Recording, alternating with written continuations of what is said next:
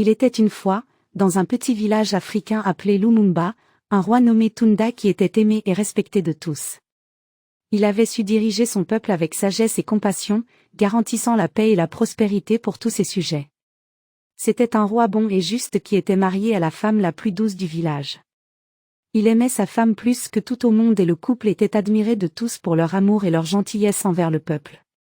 Cependant, un jour sombre arriva lorsque la reine décéda tragiquement en donnant naissance à un fils nommé Malik. Le roi était dévasté par la perte de sa bien-aimée mais décida de concentrer toute son affection sur son fils. Il l'éleva avec amour et veilla à ce qu'il ne manque de rien.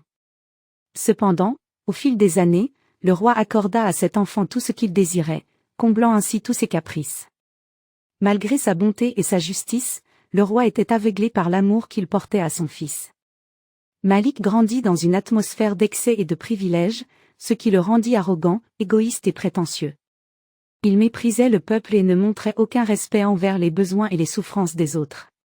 Depuis son plus jeune âge, il avait été craint et méprisé par le peuple pour son comportement brutal et insensible. Il traitait les habitants du village avec mépris, considérant leur pauvreté comme une faiblesse et une honte. Le village de Lumumba était un endroit paisible et joyeux malgré sa modeste situation matérielle. Les terres y étaient arides et les récoltes maigres, mais la communauté était unie et solidaire, partageant ses ressources pour subvenir à ses besoins. La richesse du village résidait dans la force de ses liens sociaux, dans la solidarité et la bienveillance qui régnaient parmi les habitants. Mais le fils du roi, obsédé par le désir de grandeur et de richesse, méprisait ses valeurs et cherchait toujours à s'élever au-dessus des autres. Le roi, voyant le comportement de plus en plus déplorable de son fils, craignait pour l'avenir du royaume. Il savait que c'était sa propre faute, car il avait élevé Malik de cette manière, en lui accordant tout sans lui enseigner les valeurs de compassion, de générosité et d'humilité. Le roi avait également pris sous son aile son neveu Kofi après la mort tragique de son frère. Kofi était l'opposé de Malik, humble, bon et attentif aux besoins des autres. Le roi aurait souvent souhaité que son petit-neveu soit son fils, car il voyait en lui et sa sagesse l'espoir d'un futur meilleur pour le royaume. Le temps passa, et le jeune prince atteignit l'âge de 30 ans. Il était devenu un beau jeune homme mais rien n'avait changé dans ses habitudes. Le roi, très malade et sentant sa fin proche, était rempli de tristesse et d'appréhension pour ce qui allait arriver après sa mort. Il savait que Malik, une fois roi, ne serait pas à la hauteur de sa tâche et mettrait en péril le peuple qu'il aimait tant. Sur son lit de mort, le roi réunit tous les griots, les anciens, les sages et les scribes. Il fit appeler son fils Malik et son neveu Kofi à son chevet afin que ses dernières volontés résonnent à travers tout le royaume. Il leur parla de son amour pour eux, mais également de ses inquiétudes pour l'avenir de son peuple. Il exigea à Malik de changer son attitude, de devenir un bon roi qui servirait les autres avec compassion et générosité afin que les dieux le bénissent comme il a été béni avant lui. Qu'il s'entoure de sages et de personnes bienveillantes afin qu'il soit toujours dans la justice et sous la protection divine.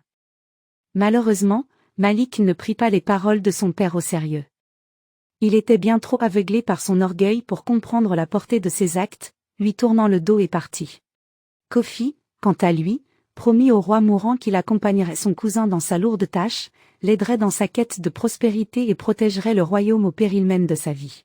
« Je n'en doute pas mon cher Kofi, dit le roi.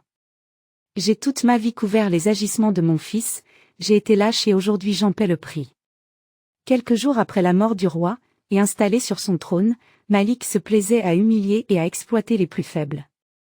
Il s'entourait de marabouts et de sorciers maléfiques, écoutant leurs conseils néfastes et ignorant les sages qui tentaient de le ramener sur le droit chemin. Parmi ces conseillers sinistres se trouvait Diallo, le plus redoutable de tous, qui nourrissait les ambitions démesurées de Malik. Les conseillers du nouveau roi, complaisants et manipulateurs, lui susurraient des promesses de richesses illimitées et de puissance incontestée, l'incitant à s'enfoncer dans un abîme de vanité et de mégalomanie. Le royaume sombra dans le chaos et la misère car le roi utilisait les biens des populations pour son plaisir personnel, et le peuple souffrait sous le joug du despote qu'était devenu Malik.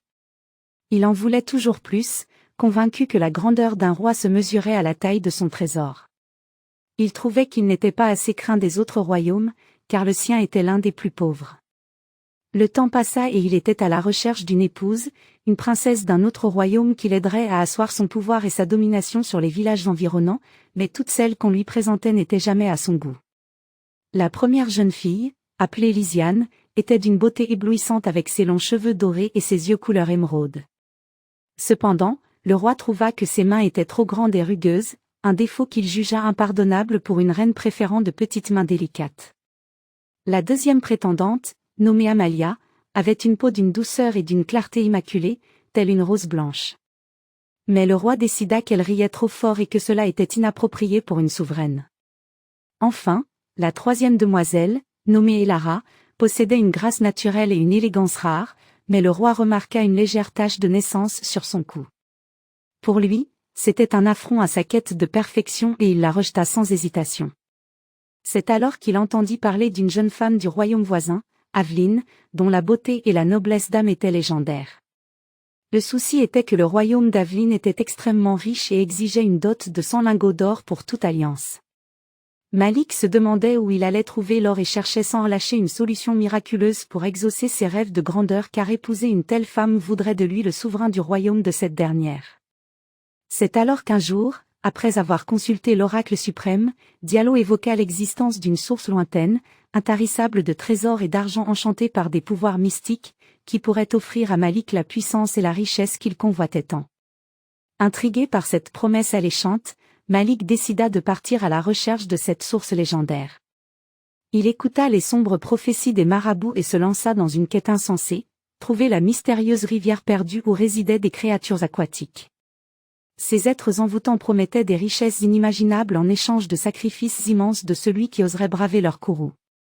Après un long périple à travers les contrées sauvages et inhospitalières, Malik arriva enfin devant la mystérieuse rivière perdue où résidaient les sirènes des abysses. 3 magnifiques créatures surgirent des eaux cristallines, offrant à Malik la possibilité d'exaucer 3 vœux en échange de 3 conditions. Malik, avide de pouvoir et de richesse, exprima ses souhaits sans hésitation. La première sirène exauça son vœu de devenir le roi le plus puissant et le plus riche de tous les royaumes voisins, mais en échange, elle lui imposa la condition de ne jamais montrer de compassion envers les plus faibles. La deuxième sirène exauça son vœu de dominer ses ennemis et de régner sans partage sur Lumumba, mais en échange, elle lui demanda de ne jamais partager sa richesse avec les plus démunis.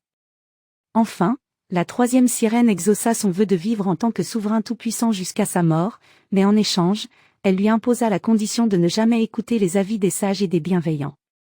De retour dans son pays, Malik se réjouit de sa nouvelle puissance et de sa richesse sans limite. Il avait pu épouser Aveline la beauté légendaire qui lui avait donné 2 magnifiques enfants, qu'il aimait autant que son père l'a aimé et pouvait faire apparaître autant d'or qu'il le souhaitait. Grâce à cet or, il écrasa tous ceux qui osaient s'opposer à lui, accaparant les ressources des villages voisins pour le plaisir et soumettant sa population à sa volonté tyrannique. Cependant, tapi dans l'ombre, et malgré les moqueries et humiliations constantes, Kofi avait toujours été là, bien conscient des agissements de son cousin et bien décidé à l'arrêter.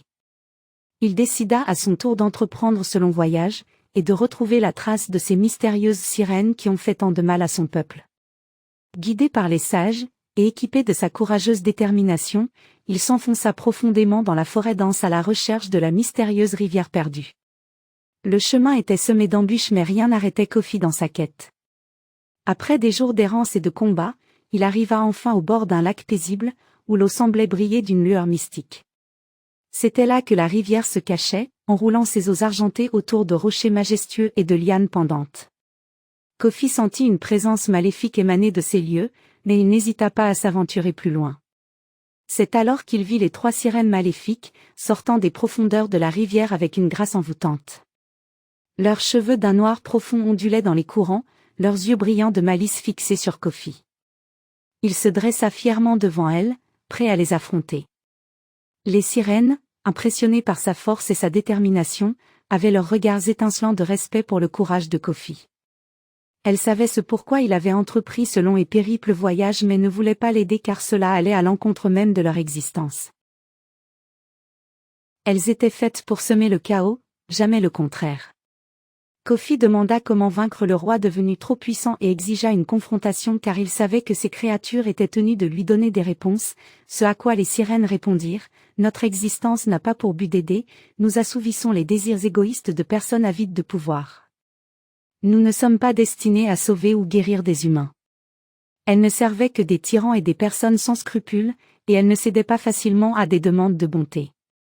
Cependant, les sirènes dirent à Kofi qu'elles pouvaient l'aider, mais à une condition. Il devrait répondre à 3 devinettes pour que chacune d'elles annule le pouvoir donné au roi Malik. S'il échouait à une seule des questions posées, il devrait payer le prix de sa témérité. Kofi accepta le défi, sachant qu'il ne pouvait plus faire marche arrière. Il se retrouva face à elle, prêt à relever le défi posé. Les sirènes, contrariées mais soumises à leurs propres règles, décidèrent de poser à Kofi 3 devinettes complexes, exigeant 3 réponses pour accomplir sa demande.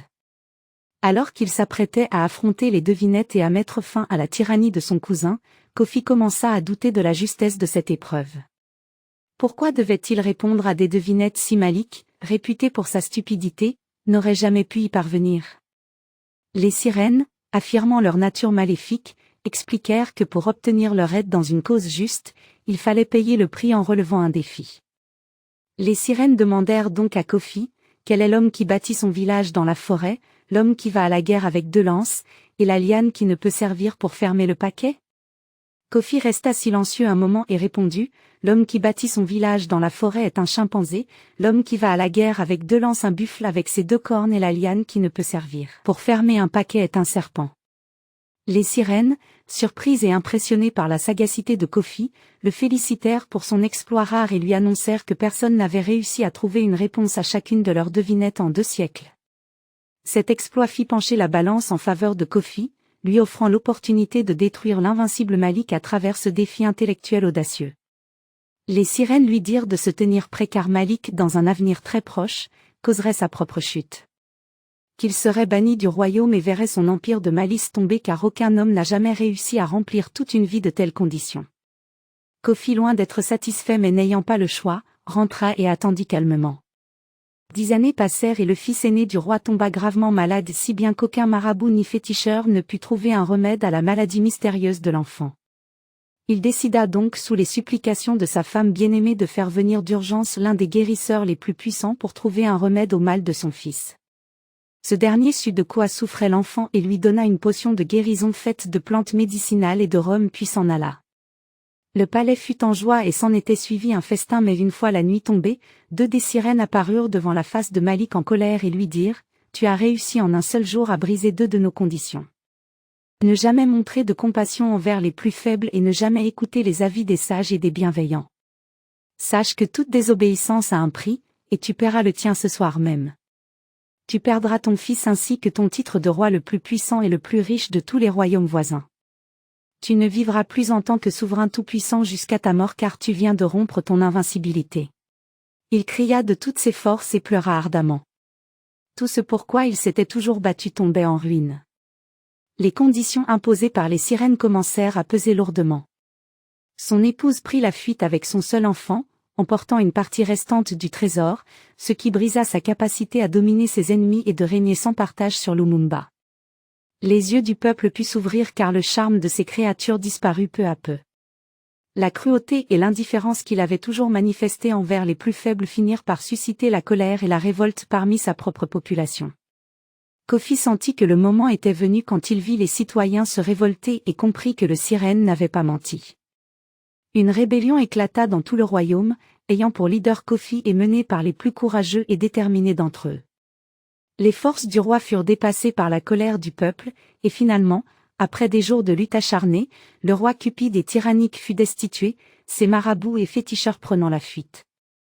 Le roi déchu fut emmené devant un tribunal populaire, où il fut jugé pour ses crimes contre le peuple. Condamné pour sa cupidité et sa tyrannie, il fut exilé de son propre royaume, abandonné et déchu de tout pouvoir. Le peuple, libéré de l'oppression du roi Cupide, commença à reconstruire son royaume sur des bases plus justes et équitables et prit Kofi comme nouveau souverain. La morale de cette histoire est que le pouvoir et la richesse obtenus par la cruauté, l'indifférence et la sorcellerie, ne peuvent conduire qu'à la ruine et à la solitude. La véritable grandeur réside dans la compassion, la solidarité et le respect envers les plus faibles et les plus démunis. Le mépris et l'arrogance mènent inévitablement à la chute, tandis que l'humilité et la bienveillance sont les véritables clés du bonheur et de la prospérité durable. Ainsi, que chacun se souvienne que la véritable grandeur réside dans la bonté et l'empathie envers autrui, et que le pouvoir acquis au prix de la souffrance et de l'exploitation est voué à s'effondrer tôt ou tard. Seule la justice, la solidarité et la bienveillance peuvent garantir un avenir meilleur pour tous.